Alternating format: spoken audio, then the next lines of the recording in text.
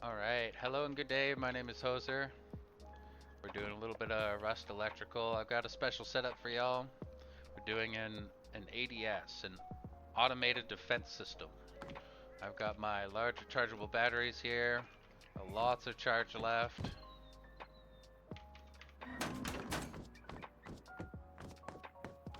Here's my panel setup.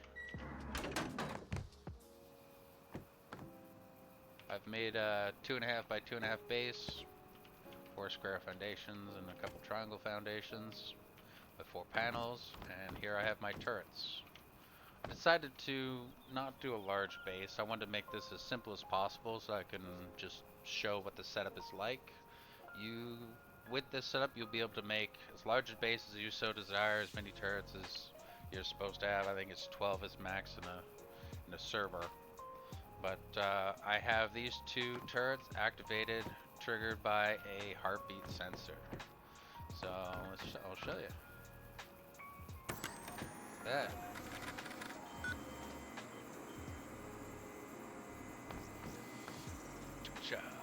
Hell yeah. The setup has surprised a couple people, not gonna lie. Alright. So, I hope this setup is set up that you can see where everything is, where all the inputs are, where all the outputs are. So I've got some large solar panels and then large rechargeable batteries combined for 200 output. I got my power bar here, sort of daisy chain for the main non-branches. I've got my sort of trigger setup here, and then the basic turret setup for timing. And I have the failsafe. So this little section here is a failsafe for if someone destroys the heartbeat sensor. So if someone raids the base and they look at it and be like, oh, there's a heartbeat sensor right there, we should destroy that. So if they destroy that, well, you know what they actually do? Well, they just turn everything on. It's quite unfortunate. They would die anyway. Look at that.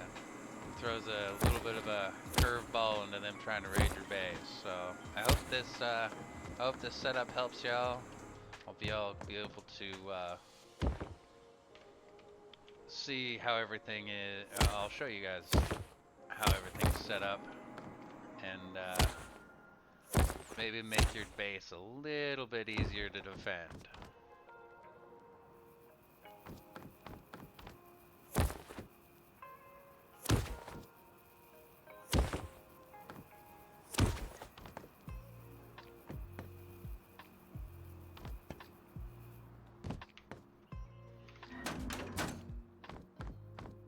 Alright. So, I would have to say the main circuit, or the main component in the setup, is this memory cell. The central component is the memory cell. Everything else is pretty much an offshoot of manipulating the memory cell in how we need it and how we want it. The memory cell works that if I'm basically working it as an SR latch. Most electrical engineers will know what an SR latch is. A set reset latch.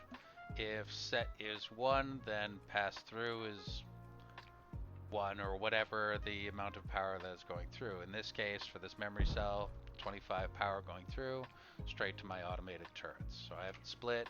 I have 12 and 13s going right to my automated turrets. So if set is hit or power is going to set, then the pass through will be 25.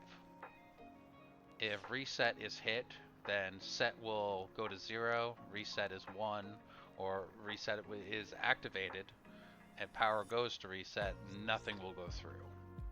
And toggle is just toggling pass through or no pass through.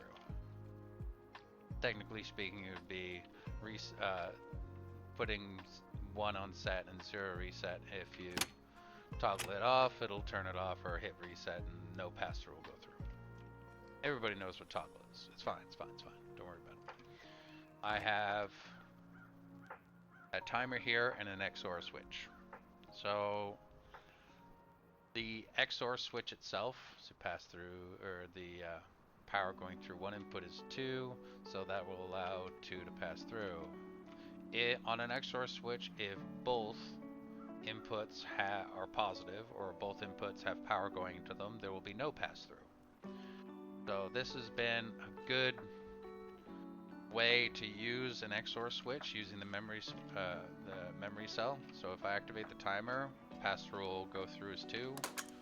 So 2, 2, and then nothing passes through the XOR switch. That means reset is no longer active. So that means if I hit set while the timer is going, then everything will activate. Pass through is 25, 25, turrets 12 and 13. So all my turrets are on now. You heard them turn on. And as the timer turns off, everything turns off. Amazing, right? So, like, I can't hit the timer. Doesn't allow, or the timer, if it's on, will allow me to hit toggle and turn everything off. And on, off, on. Everything's on now. Timer's out, and now everything turned off. So, how do you best manipulate this? Because the fun thing about this, all of this is automatic. So you can activate the toggle for the timer as well as the memory cell. So the set latch can be triggered, and the trigger for the timer can be activated as well, all at the same time. And I've done that. So the heartbeat sensor goes through the goes through the AND switch and into the electrical branch. The electrical branch splits between the toggle on for the timer as well as the set. So it turns off on the timer. Timer turns the reset off and turns on set latch all at the exact same time. So I know what you're looking at. You're seeing that, and it's like, seeing this electrical branch, and it's all the way over here. How's it gonna hit the set latch? Well, this is an XOR switch. And the purpose for this XOR switch, it could have been an OR switch as well, is this sets the condition for activating set. So this XOR switch, as we stated over here, if either one of these turn on, it goes all the way through. So this little branch over here leads to my failsafe. So as I listed before, if the failsafe needs a way to turn on set. So there are now 2 conditions to turn set on. There's the destruction or deactivation of the heartbeat sensor, or the activation of the heartbeat sensor sensing another person and activating set. So either or one of those things need to happen in order to turn set on, which is why I use an XOR switch. I could have used an OR, because neither of these things are turned on at all whatsoever in order for it to activate. So it doesn't matter if I use an XOR switch or an OR switch. The only purpose for this XOR switch is to funnel 2 different activations into one action, which is set, or to turn set on. The one thing down here is an AND switch. Now, traditionally speaking, if you don't want the failsafe to work, then you're not going to need this AND switch. You can just connect your heartbeat sensor straight to this electrical branch and then split them, and then give the heartbeat sensor, 10 power, 5 power, whatever you need. Unfortunately, in order to use this failsafe, the heartbeat sensor can't have very much power, unfortunately. So in order for this failsafe to work, like the heartbeat sensor's power supply is right here, and the electrical branch, how this works, it creates the failsafe, is this splitter and its function. So a splitter will split whatever power it has into whatever output it has. So this power in is 3, its output is 2 here and 1 here. So it's providing 2 power to the heartbeat sensor and 1 power to the next splitter. So this next splitter, how do you split power of 1? Well, you got 1 and 0. This 1 and 0 is set to an AND gate. An AND gate will only allow pass-through of power if both inputs have power going to them. And it will split it, whatever power goes out will be the highest power amount of 2, which was the purpose over here. So the heartbeat sensor, because it has such a small amount of power going to it, I needed to buff it with some more power so that whatever pass through, so I buffed it by 10, so the pass through will be 10.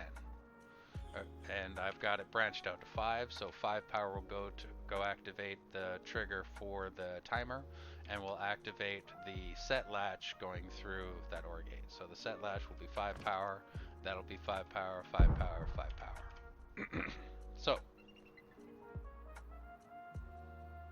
the trick for the failsafe: 3 power goes into it. It cannot be 4, can't be 5, can't be 2, can't be 1, can't be 5 million. It has to be 3. If you have more than 3, you need to add more splitters, but more splitters is more resources, and you don't want to use more resources than you need to. So you have, you know what, let me change this color. Let me change this color to yellow. There we go. Perfect. So this splitter splits 2 and 1 from 3. How do you split 1? You don't. So you got 1 power and 0 to an AND gate. Well, what happens when you remove the heartbeat sensor? That's 2 power. Well, this power goes from 1 to 3 the moment I remove that. When that goes to 3, that will change out this 0 power to 1. That will give both of these inputs for this AND gates positive power for both and allow pass through to hit set. So if I remove this, it'll turn everything on. Or if the heartbeat sensor is destroyed or removed, like I said, it'll turn everything on. And just like that, XOR gate provide pass through to set. We now have power to both of our turrets. And it's really just that easy. There you go. It's a funky little setup. It took a little bit to figure out. I hope this is helpful. I hope you can add this setup to your electrical Rust reservoir of fun little funky things to do. I hope you're able to make this setup and kill as many people as you can in Rust. And you guys have yourselves a good day. Bye bye.